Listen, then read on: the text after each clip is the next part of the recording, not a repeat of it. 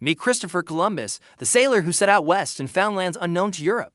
He was born in Genoa around 1451. From a young age, he dreamed of the sea. He studied maps, stars, and stories of explorers. By the late 1400s, he wanted to reach Asia by sailing west. Europe traded with Asia through dangerous overland routes. Columbus believed the world was smaller than it was. He thought Asia was only weeks away across the Atlantic. He asked Portugal to fund his voyage, but they refused.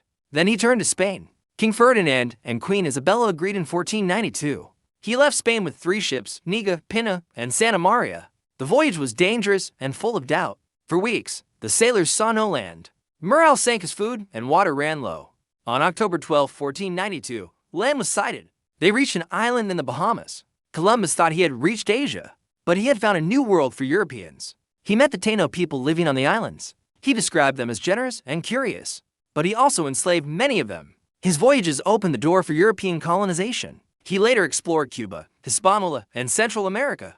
Columbus never admitted he found a new continent. He died in 1506, still believing he reached Asia. His discovery changed history forever. Europe rushed to colonize the Americas. This brought wealth, power, and empires, but it also brought disease, slavery, and conquest. Millions of native people perished after 1492. Columbus became both hero and villain in history. Some call him a brave explorer.